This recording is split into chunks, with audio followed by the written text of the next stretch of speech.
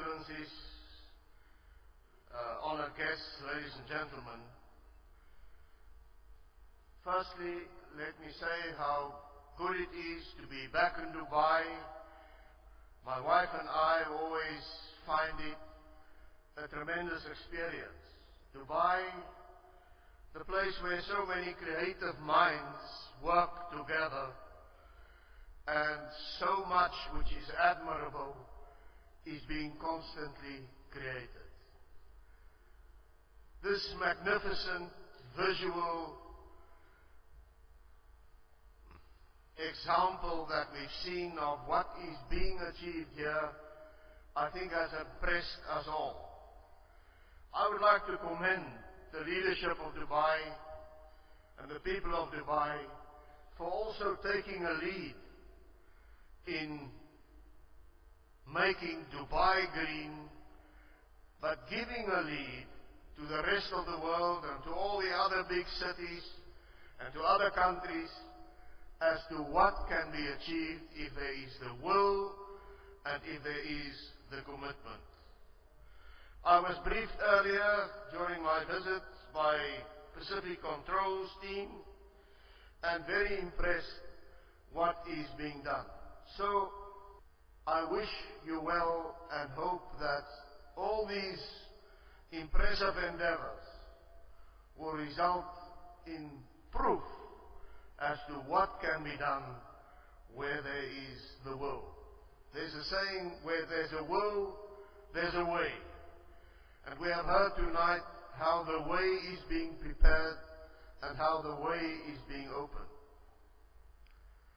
Allow me, by introduction to my speech, to bring you greetings from Africa.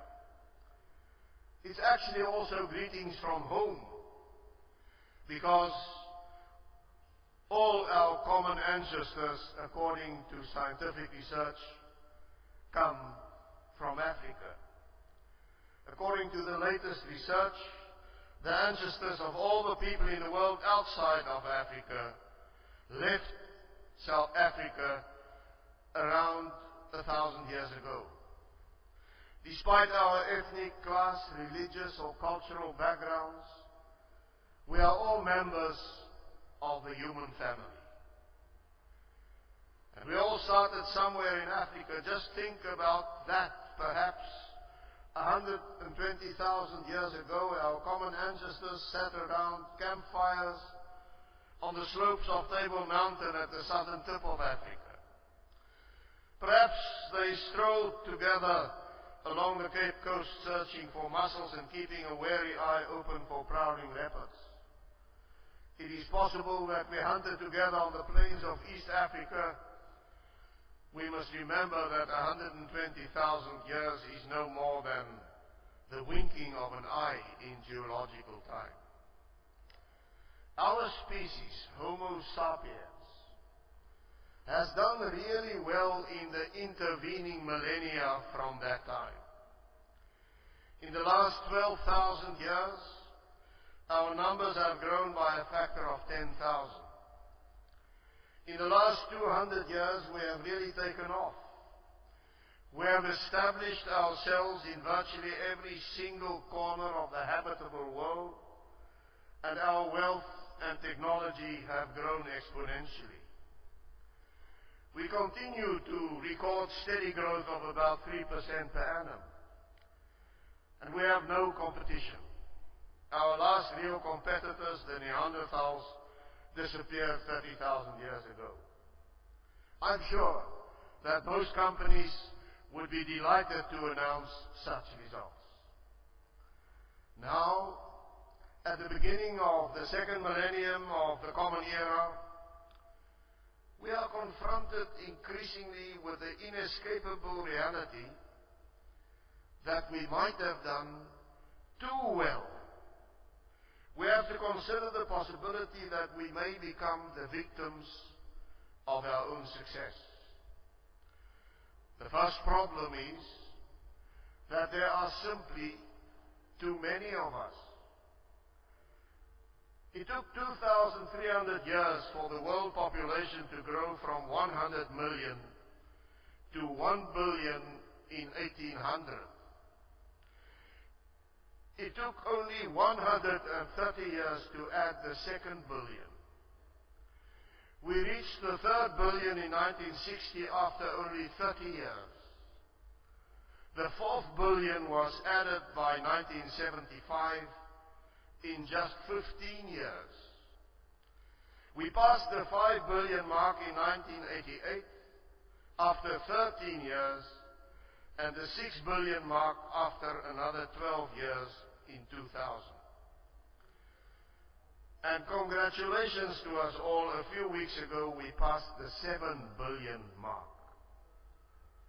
In other words, we have increased the human population by more people in the past 9 years than we did in the 2,300 years between 500 BC and 1800 AD.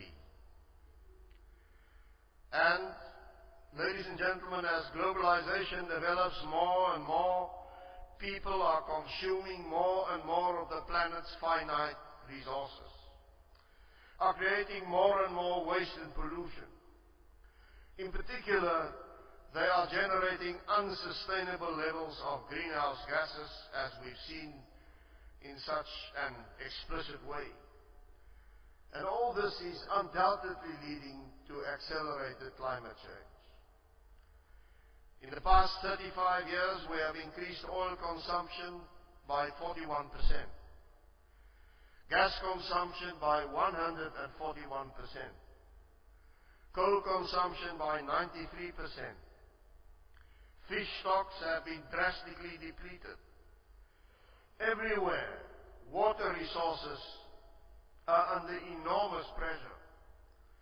Deforestation and species extinction are threatening our biodiversity. The polar ice cap and glaciers are receding at alarming and unexpected rates. You do not need, ladies and gentlemen, to be a genius to realize that the present course of humanity is unsustainable. The question is not even what has to be done. We know the answers. We know that we need to reduce drastically greenhouse emissions. We know that we need to reduce population growth. We know that we need to protect our biodiversity and conserve our water resources. We need to find alternative ways of generating the power we require for development. And we know that we need to develop alternative food sources. In other words, we know what to do.